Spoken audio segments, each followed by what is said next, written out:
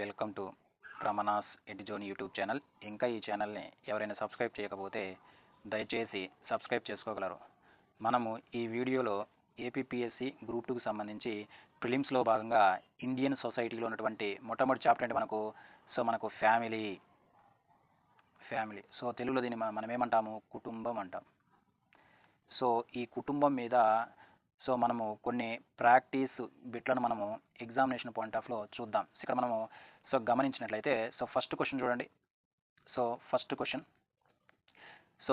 కానీ ఇక్కడ మనం గమనిస్తే ఈ క్రింది వాణిలో సరైన వాక్యాన్ని గుర్తించండి అంటుండు.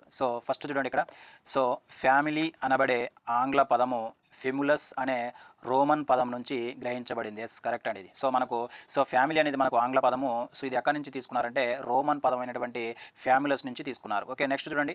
ఈ స్టేట్మెంట్ కరెక్ట్. నెక్స్ట్ వచ్చరికి ఫ్యామిలీ అనే ఆంగ్ల పదము ఫెమిలియా అనే లాటిన్ పదం నుంచి గ్రహించబడింది. ఓకే, ఇది కూడా ఓకే అండి. ఇది కూడా మనకు కరెక్ట్. అంటే మనకు లాటిన్ పదం అయితేనే మనకు ఫెమిలియా, రోమన్ పదం అయితే మనకు ఫ్యామిలస్ అని గుర్తుపెట్టుకోవాలి. నెక్స్ట్ చూడండి ఇక్కడ. దీనికి రివర్స్ ఇచ్చాడు చూడు. ఫ్యామిలీ అనబడే ఆంగ్ల పదము ఫెమిలస్ అనే లాటిన్ పదం నుంచి వచ్చేది రాంగ్ అండి. నెక్స్ట్ వచ్చరికి ఫ్యామిలీ అనే ఆంగ్ల పదము ఫెమిలియా అనే రోమన్ పదం నుంచి వచ్చింది రాంగ్. ఓకే, మనకు సరైన ఆన్సర్ మనకు 1 మరియు 2 సరైనదిగా గుర్తుపెట్టుకోవాలి.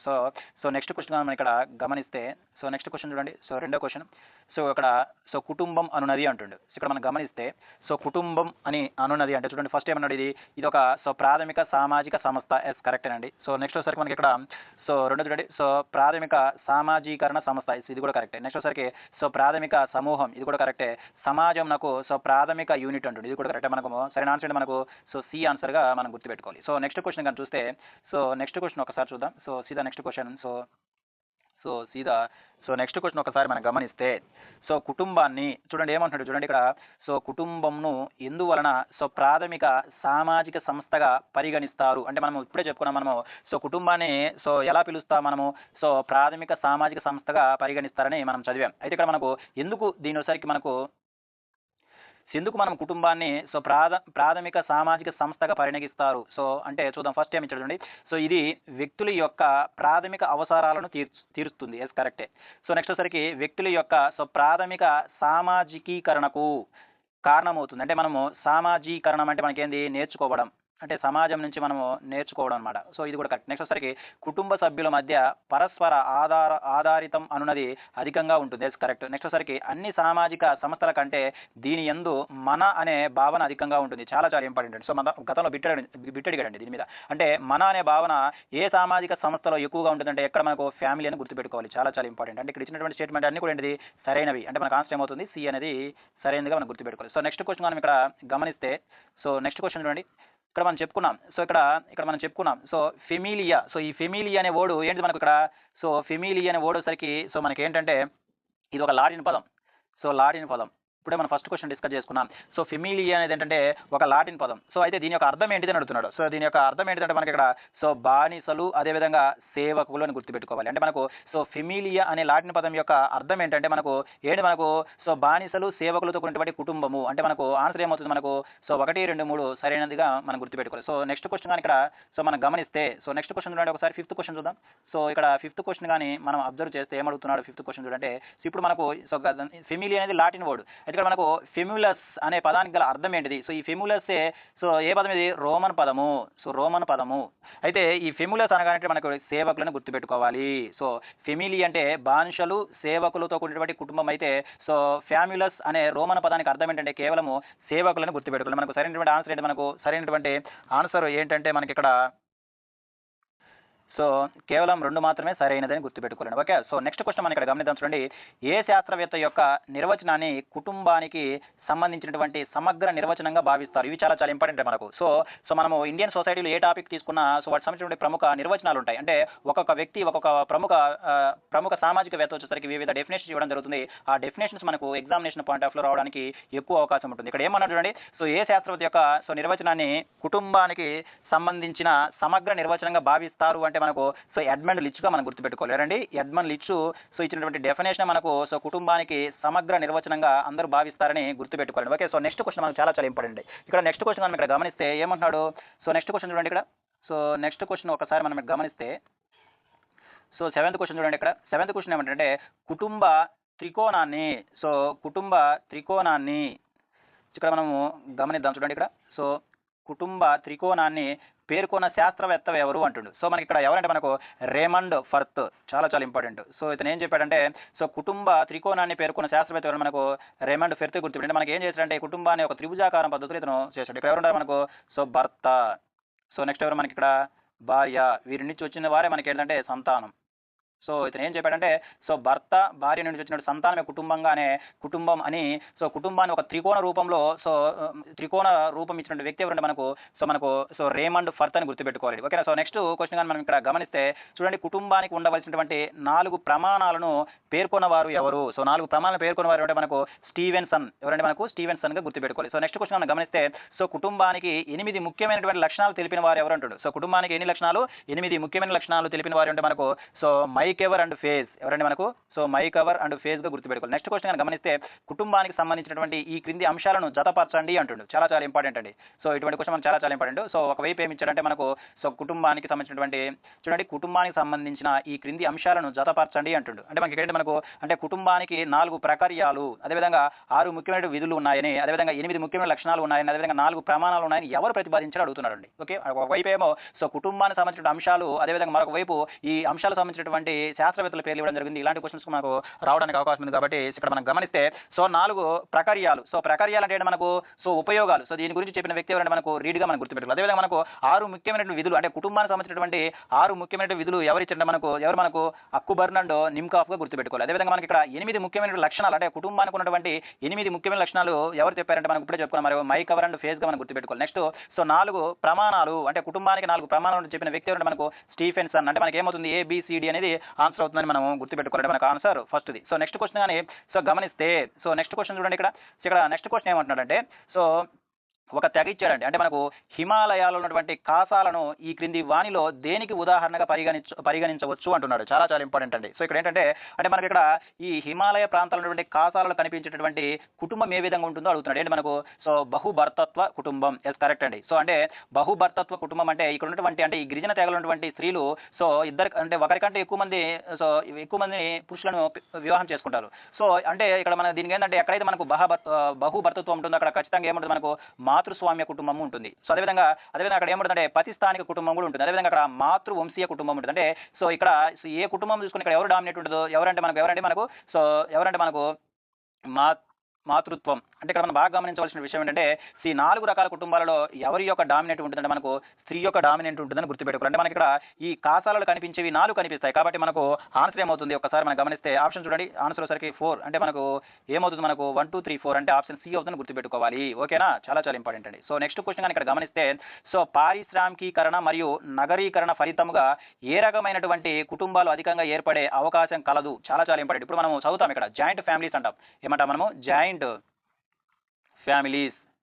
సో జాయింట్ ఫ్యామిలీ అంటే మన తెలుగులో ఏమంటాం మనము ఉమ్మడి కుటుంబాలు అంటాం. సో గతంలో మనము సో ఉమ్మడి కుటుంబాలు బాగుండేయండి. సో ఇప్పుడు మనకు సో ఈ తెలిపినటువంటి కారణాల వలన ఈ ఉమ్మడి కుటుంబాలు కాస్త ఏ కుటుంబాలు అవుతున్నాయి మనకి ఇక్కడ, ఏ కుటుంబాలు అవుతున్నాయంటే సో మనకేంటంటే ఇక్కడ అణు కుటుంబాలు, అదేవిధంగా మనకు ఏక కుటుంబాలు అవుతున్నాయి. అంటే మనకి ఇక్కడ అణు కుటుంబాలన్నా ఏక కుటుంబాలన్నా ఒకటేనండి. సో ఇక్కడ మనకు ఆన్సర్ వచ్చేసరికి మనకి ఏంటంటే ఇక్కడ సో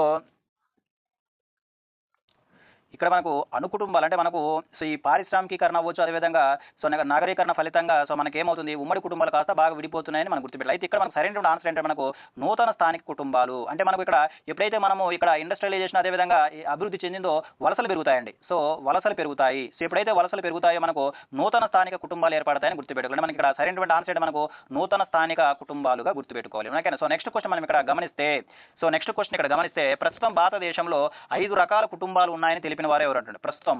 ఓకే, సో ఇవి మనకు చాలా చాలా ఇంపార్టెంట్. సో ప్రస్తుతము భారతదేశంలో 5 రకాల కుటుంబాలు ఉన్నాయని తెలిపిన వారు ఎవరంటే మనకు ఐసీ దేశాయ్. ఎవరంటే మనకు ఐసీ దేశాయ్గా మనం గుర్తుపెట్టుకోవాలి. సో నెక్స్ట్ క్వశ్చన్ కనుక గమనించినట్లయితే సో నెక్స్ట్ క్వశ్చన్ చూడండి, 14th క్వశ్చన్ ఒకసారి చూద్దాం. ఈ 14th క్వశ్చన్ ఏమంటుందంటే ఆస్తి మరియు అధికారము ఉమ్మడిగా ఉంటూ కేవలము నివాసం మాత్రమే వేరువేరుగా ఉండే కుటుంబాన్ని ఏమంటారు? అంటే మనకి ఇక్కడ చూస్తే ఇది ఉమ్మడి కుటుంబం కాదండి. ఇక్కడ ఆస్తి మరియు అధికారం ఉమ్మడిగా ఉంటుంది. కానీ వారి నివాసం ఎలా ఉంటుంది? వేరువేరుగా ఉంటుంది. అటువంటి కుటుంబాలను ఏమంటారు మనకు? సో ప్రకార్య, గణనీయ, ఉమ్మడి కుటుంబం అంటాం. అది ఉమ్మడి కుటుంబమే. కానీ ఇక్కడ నివాసాలు వేరు. అదేవిధంగా ఆస్తి మరియు అధికారము కామన్. కాబట్టి వీటిని ఏమంటారంటే ప్రకార్య, గణనీయ, ఉమ్మడి కుటుంబం అంటారు. ఓకేనా? సో నెక్స్ట్ క్వశ్చన్ చూద్దాం. సో నెక్స్ట్ క్వశ్చన్ ఇక్కడ గమనిస్తే సో భారతదేశంలో అణుకుటుంబాలు అనునవి అంటుడు. సో భారతదేశంలో అణుకుటుంబాలు అనునవి ఏంటంటే మనకు ఆధార ప్రాథమిక కుటుంబాలు అంటాం. సో ఇక్కడ మనకు అణుకుటుంబాలకే సో మరొక పేరు మనకు ఏక కుటుంబం. ఏమంటాం మనము? ఏక కుటుంబము. అదే దీని ఏమంటాం మనము? చిన్న కుటుంబం అంటాం. చిన్న కుటుంబం అంటాం. అయితే ఇక్కడ మనకు ఈ అణుకుటుంబాలు ఎప్పుడు కూడా సో వాళ్ళ పేరెంట్స్ పై డిపెండ్ అవుతారు అనమాట. కాబట్టి దీన్ని ఏమంటామంటే ఆధార ప్రాథమిక కుటుంబం అంటారు. అదేవిధంగా మనకు ఈ స్వతంత్ర ప్రాథమిక కుటుంబాలు ఎక్కడ మనకు కనిపిస్తాయంటే మనకు అమెరికాలో కనిపిస్తాయండి. అంటే వీళ్ళు సో పేరెంట్స్ పై ఏ రకం కూడా వీళ్ళు డిపెండ్ అవ్వరు. సో అటువంటి కుటుంబాలు మనం ఏమంటామంటే స్వతంత్ర ప్రాథమిక కుటుంబం అంటారు. అయితే ఈ స్వతంత్ర ప్రాథమిక కుటుంబాల యొక్క లక్షణాలు మనకి ఎక్కడ కనిపిస్తాయంటే ఎక్కడ కనిపిస్తాయి? మనకు అమెరికాలో కనిపిస్తాయని గుర్తుపెట్టుకోవాలి. కానీ భారతదేశంలో ఉన్నటువంటి అణు కుటుంబాలు ఏంటంటే ఒక ఆధార ప్రాథమిక కుటుంబాలని మనం గుర్తుపెట్టుకోవాలి. ఓకేనా? సో నెక్స్ట్ క్వశ్చన్ మనం చూద్దాం చూడండి. సో నెక్స్ట్ క్వశ్చన్ చూస్తే సో నెక్స్ట్ 16th క్వశ్చన్ చూద్దాం చూడండి. 16th క్వశ్చన్ ఏం చెప్తుందంటే సో కుటుంబం యొక్క విధులను సో ప్రాథమిక విధులు అదేవిధంగా ద్వితీయ విధులుగా వర్గీకరించింది ఈ క్రింది వారిలో ఎవరు ఉంటారు? మనకు కుటుంబ విధులు ఉంటాయండి. సో ఈ కుటుంబం యొక్క విధులను రెండు రకాలుగా విభజించారు. ప్రాథమిక విధులు అదేవిధంగా ద్వితీయ విధులను ఎవరు వర్గీకరించడం మనకు మైకెవర్ అని గుర్తుపెట్టుకోవాలి. ఓకేనా? సో నెక్స్ట్ క్వశ్చన్ గమనిస్తే సో భారతీయ ఉమ్మడి కుటుంబాన్ని గ్రేట్ హోమ్ చాలా ఇంపార్టెంట్ అండి. ఓకే, ఇలాంటి కంపారిజన్స్ మనకు చాలా ఇంపార్టెంట్. సో అంటే భారతీయ ఉమ్మడి కుటుంబం అంటే సో భారతదేశంలో ఉన్నటువంటి జాయింట్ ఫ్యామిలీని గ్రేట్ హోమ్ అని చెప్పిన వ్యక్తి ఎవరంటే ఎవరు మనకు హెన్రీ మెయిన్ అనమాట. సో హెన్రీ మెయిన్ వచ్చేసరికి ఏం చెప్పారంటే భారతీయ ఉమ్మడి కుటుంబాన్ని గ్రేట్ హోమ్ గా పిలిచిన వ్యక్తి మనకు హెన్రీ మెయిన్ గా మనం గుర్తుపెట్టుకున్నాం. ఓకే, చాలా ఇంపార్టెంట్. సో నెక్స్ట్ క్వశ్చన్ గమనిస్తే ఓకే, ఇక్కడ సపీడత్వం అనున్నది ఉమ్మడి కుటుంబం యొక్క ప్రాథమిక లక్షణం అని తెలిపినది ఎవరు? సో ఇక్కడ మనకు సపీడత్వము అంటే ఏంటంటే ఒకే వంశానికి చెందడం అనమాట. అంటే ఒకే వంశానికి చెందిన వారి అని చెప్పడానికి మనం ఏమంటామంటే సపీడత్వం అంటాం. ఓకేనా? సో ఈ ఒకే వంశానికి చెందిన వారు అనునవి ఉమ్మడి కుటుంబం యొక్క ప్రాథమిక లక్షణం అని చెప్పిన వ్యక్తి ఎవరంటే సో మెమోరియా మనం గుర్తుపెట్టుకోవాలి. మనకు మెమోరియా. సో నెక్స్ట్ క్వశ్చన్ కానీ ఇక్కడ గమనిస్తే చూడండి, ఇక్కడ ఏమంటున్నారు చూడండి. సో భారతీయ ఉమ్మడి కుటుంబాన్ని ఓకే జాయింట్ స్టాక్ కంపెనీగా పేర్కొన్నది ఎవరు? చాలా ఇంపార్టెంట్. ఇప్పుడు మనకి ఇక్కడ ఏమన్నాడంటే చూడండి ఒకసారి చూస్తే అంటే సో భారతదేశంలో ఉన్నటువంటి ఉమ్మడి కుటుంబాన్ని ఏమంటాడు? జాయింట్ స్టాక్ కంపెనీగా సో పేర్కొన్నది ఎవరు అంటే ఎవరు? మనకు మెల్లి అండి. చాలా ఇంపార్టెంట్. ఇప్పుడు మనకు జాయింట్ ఫ్యామిలీని గ్రేట్ హోమ్ అన్నది ఎవరు మనకు హెన్రీ మెయిన్. ఎవరండి? Henry Maine. అదేవిధంగా ఈ జాయింట్ ఫ్యామిలీ సరికి మనకేంటిది జాయింట్ స్టాక్ కంపెనీ అని పోల్చిన వ్యక్తి ఎవరంటే మనకు మెల్లిగా గుర్తుపెట్టి. రెండు ఇంపార్టెంట్ అండి మనకు. ఓకేనా? ఓకే. సో నెక్స్ట్ క్వశ్చన్ కానీ మనం గమనిస్తే సో నెక్స్ట్ క్వశ్చన్ చూడండి ఒకసారి 20 క్వశ్చన్ కానీ గమనిస్తే సో కేరళలో మనం ఇక్కడ సో రెండు కుటుంబాల గురించి మనం చదవాలి. సో అక్కడ ఏంటి మనకు నాయర్లు, ఇంకొక ఎవరు మనకు నంబూద్రులు వీళ్ళ గురించి మనం బాగా చదవాలండి. ఓకేనా? ఈ కేరళ నాయర్లో కనిపించే మాతృస్వామ్య ఉమ్మడి కుటుంబం ఏది అంటుండు. చాలా ఇంపార్టెంట్. సో మనకి ఇక్కడ సో కేరళ కనిపించారంటే మనకు తారావాడు. అంటే మనకి ఇక్కడ ఈ కేరళ రాష్ట్రం ఉన్నటువంటి నాయనర్ల తెగలలో ఉండే ఉమ్మడి కుటుంబాన్ని ఏమంటే మనకు తారావాడు కుటుంబం అని గుర్తుపెట్టుకోవాలి. ఈ తారావాడు కుటుంబము సో మాతృస్వామ్య కుటుంబంగా మనం ఎగ్జామినేషన్ పాయింట్ ఆఫ్ లో గుర్తుపెట్టుకోవాలి. అదేవిధంగా మనకి ఇల్లూమ్. సో ఈ ఇల్లూమ్ అనేది ఎక్కడ కనిపిస్తుంది? కేరళలో కనిపిస్తుంది.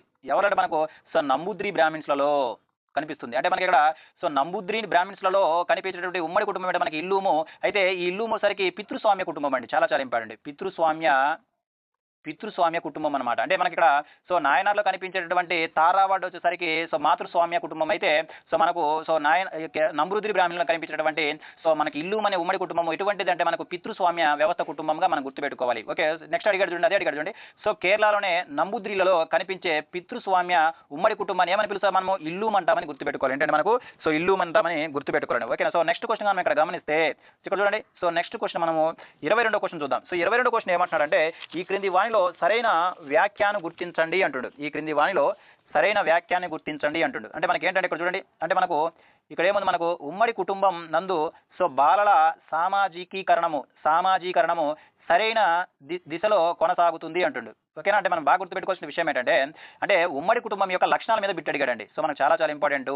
అంటే మనకు జాయింట్ ఫ్యామిలీ అదేవిధంగా సో ప్రాథమిక ఫ్యామిలీ దాన్ని మనం ఏమంటామంటే న్యూక్లియస్ ఫ్యామిలీ యొక్క లక్షణాల మీద కూడా మనకు బిట్టుపడడానికి అవకాశం ఉంటుంది కాబట్టి సో అవి కూడా మనం చదవాలండి. ఇక్కడ ఏమంటారంటే ఉమ్మడి కుటుంబం నందు సో బాలల సామాజికీకరణము సరైన దిశలో కొనసాగుతుంది అంటాడు. Yes correct. సామాజికీకరణం అంటే ఏం లేదండి, నేర్చుకోవడం అంటే సమాజం నుంచి నేర్చుకోవడం. అంటే మనకు ఉమ్మడి కుటుంబంలో చాలా మంది ఉంటారు కాబట్టి సో పిల్లలు చక్కగా సో మనకు సమాజంలో ఏమేమి కావాలో సో వాటి గురించి మనం చక్కగా తెలుసుకుంటారు. మనకు సో బాలల సామాజీకరణము ఎక్కడ ఎక్కువగా ఉంటుంది, మనకు ఉమ్మడి కుటుంబంలో ఎక్కువగా ఉంటుంది. ఓకేనా? So okay right. నెక్స్ట్ వచ్చరికి సో అనుకుటుంబం నందు సో బాలల సామాజీకరణము సరైన దిశలో కొనసాగుతుంది ఉండదండి. ఎందుకంటే సను కుటుంబంలో ఉండేది ఎవరు, మనకు తల్లి తండ్రి వాళ్ళ కొడుకులు అంటే పెళ్లి కాని కొడుకు కూతురు అనమాట. వాళ్ళ పొలంలో బిజీగా ఉంటారు కాబట్టి ఎక్కువ సో బాలలు సామాజికీకరణం అనేది సరైన విధంగా ఉండదన్నమాట. సో ఇది రాంగ్. నెక్స్ట్ వచ్చరికి అనుకుటుంబం నందు వ్యక్తులలో సృజనాత్మకతకు అవకాశం ఎక్కువగా ఉంటుంది అంటుండు. అంటే ఇక్కడ మనం బాగా గమనిస్తే సో సృజనాత్మకత అనేది మనకు క్రియేటివిటీ.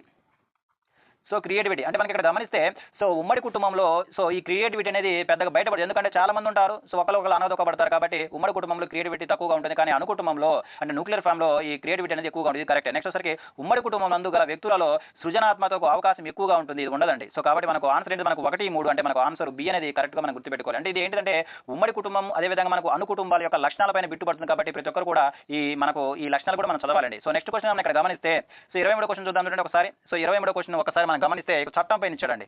సో మనకు చట్టం ఏంటంటే మనకు వైవాహిక మహిళా ఆస్తి చట్టాన్ని ఏ సంవత్సరంలో రూపొందించారు అంటే మన చట్టాలపైన కూడా మనకు ఎక్కువ బిట్టుపడడానికి అవకాశం ఉంటుందండి. ఏంటంటే మనకు 1874లో తీసుకొచ్చారు. అదేవిధంగా మనకు సో కుటుంబ న్యాయస్థానాల చట్టాన్ని ఏ సంవత్సరంలో రూపొందించారు, ఇది చాలా చాలా ఇంపార్టెంట్ అండి. సో అంటే మనకు ఎందుకు అంటే ఎప్పుడు తీసుకొచ్చారు, మనకు సో 1984లో తీసుకొచ్చారు. అసలు ఎందుకు ఈ కుటుంబ న్యాయస్థానాల చట్టం అంటే సో కుటుంబానికి సంబంధించినటువంటి వివాదాలను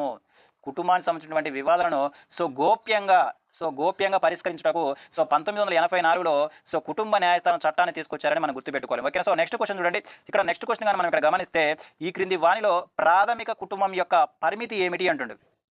సో ప్రాథమిక కుటుంబాన్ని మనం ఏమంటామని చెప్పుకున్నాము, ఇది వచ్చేసరికి మనకి అనుకుటుంబం అంటాం. ఏమంటామండి, అనుకుటుంబం. లేక దీన్ని మనం ఏమంటామంటే చిన్న కుటుంబం, లేక దీన్ని మనం ఏమంటామంటే ఏక కుటుంబం అంటాం. అంటే సో ఈ క్రింది వాటిలో ప్రాథమిక కుటుంబం యొక్క పరిమితి లిమిటేషన్స్ అంటుండు. అంటే డ్రాబ్యాక్స్ ఏంటి అని అడుగుతున్నాడు. అంటే మనకు ఖర్చు ఎక్కువ, అవునా కదా. సో మనకు వచ్చేసరికి ఖర్చు ఎక్కువ, సో మనకు న్యూక్లియర్ ఫ్యామిలీలో సరికి ఖర్చు ఎక్కువగా ఉంటుంది, ఇది కరెక్టే. నెక్స్ట్ వచ్చేసరికి వృద్ధులకు సంరక్షణ ఉండదు. సో వృద్ధులకు సంరక్షణ ఉండదు, కరెక్టేనండి. సో మనకు ఉమ్మడి కుటుంబంలో అయితే సో వృద్ధులకు సో సరైనటువంటి గౌరవం ఉంటుంది, అదేవిధంగా సంరక్షణ ఉంటుంది. కానీ సో మనకు అనుకుటుంబాలు చిన్న కుటుంబాల్లో సో వృద్ధులకు సరైనటువంటి సంరక్షణ అనేది ఉండదు, ఎస్ కరెక్టే. నెక్స్ట్ సో బాలల సామాజీకరణ సరైన దిశలో కొనసాగదు అంటాడు. ఎస్ కరెక్ట్ అండి, ఇప్పుడే మనం చెప్పుకున్నాం, ఇది కూడా కరెక్టే. నెక్స్ట్ సో ఈ పైవన్నీ కరెక్ట్ అయినట్టు, ఎస్ పైవన్నీ కూడా కరెక్ట్ అనమాట. ఓకేనా. ఇది మనకు సో ప్రాథమిక కుటుంబం యొక్క లక్షణాలపైన సో ఇది బిట్టుపడడం జరిగింది కాబట్టి ఇప్పుడే మనం చెప్పుకున్నాం, ఇవి కూడా మనం చదవాలి. సో నెక్స్ట్ క్వశ్చన్ చూడండి. సో నెక్స్ట్ 26వ క్వశ్చన్ చూద్దాం ఒకసారి. సో 26వ క్వశ్చన్ ఒకసారి మనం గమనిస్తే ఈ క్రింది వానిలో సరైన వ్యాఖ్యానం గుర్తించండి అంటాడు. సో అనుకుటుంబంలో జనన రేటు అధికంగా ఉంటుంది, అవునా చెప్పండి. సో అనుకుటుంబంలో జనరేట్ అధికంగా ఉంటుందా, ఉండదు. ఎందుకంటే సో మనకిద్దరు అనే కాన్సెప్ట్ ఉంటుందన్నమాట, కాన్సెప్ట్ ఉంటుంది కాబట్టి ఇది రాంగ్. నెక్స్ట్ వచ్చరికి ఉమ్మడి కుటుంబంలో జనన రేట్ అనేది అధికంగా ఉంటుంది, కరెక్ట్. ఎందుకంటే ఉమ్మడి కుటుంబంలో చాలా మంది ఉంటారండి, సో చాలా మంది ఉంటారు కాబట్టి సో అక్కడ జనన రేట్ అనేది ఎక్కువగా ఉంటుంది, ఇది కరెక్ట్. నెక్స్ట్ వచ్చరికి ఉమ్మడి కుటుంబంలో వ్యక్తిగత గతిశీలతకు అవకాశం ఉంటుంది అంటుంది. ఓకే, ఇదే క్రియేటివిటీ అండి. సో క్రియేటివిటీ అనేది మనకి ఎక్కడ ఎక్కువ ఉంటుందంటే మనకు అనుకుటుంబంలో మాత్రం ఎక్కువ క్రియేటివిటీ ఉంటుంది. ఎందుకంటే మనకు ఉమ్మడి సో కుటుంబంలో ఏమవుతుంటే సో ఒకరిపై ఒకరు ఏదైనా నిరూపించుకోవాలంటే ఒకరి అనుమతులు అవసరం, అదేవిధంగా ఒకరు డామినేట్ చేయడానికి ఎక్కువ అవకాశం ఉంటుంది. కాబట్టి సో మనకు ఒకసారి క్రియేటివిటీ అంటే మనకు వ్యక్తిగత క్రియేటివిటీ ఎక్కడ ఎక్కువగా ఉంటుంది మనకు కేవలం మనకు సో అనుకుటుంబాలు మాత్రమే ఉంటుంది కాబట్టి ఇది కరెక్ట్. ఇక్కడేమన్నాడు, అనుకుటుంబంలో వ్యక్తిగత అంటే మనకు ఇక్కడ ఏంటి, మనకు గతిశీలత అంటే అభివృద్ధి అండి, వ్యక్తిగత అభివృద్ధి సో ఎక్కడ బాగుంటుందంటే మనకు అనుకుటుంబంలో ఉంటుంది, కానీ ఉమ్మడి కుటుంబంలో ఉండదు. అంటే మనకు కేవలం 2 మరియు 4 మాత్రమే కరెక్ట్ అయినది, అంటే మనకు ఆన్సర్ బి గాని మనం గుర్తుపెట్టుకోవాలి. అదేవిధంగా 27వ క్వశ్చన్ చూద్దాం చూడండి ఒకసారి. సో 27వ క్వశ్చన్ ఏమడుగుతుందంటే ఈ క్రింది వానిలో కుటుంబ వ్యవస్థలో మార్పులకు పడిన కారకం ఏది అంటుంది. అంటే మనకు కుటుంబ వ్యవస్థలో మార్పులు రావడానికి, అంటే మనకి ఏంటి, ఫర్ ఎగ్జాంపుల్ ఉమ్మడి కుటుంబం నుంచి ప్రాథమిక కుటుంబం రావడానికి, అదేవిధంగా కుటుంబ వ్యవస్థలో మార్పులు రావడానికి ప్రధాన కారణాలు ఏంటి అని అడుగుతున్నాడు. ఏంటి, మనకు చట్టాలు.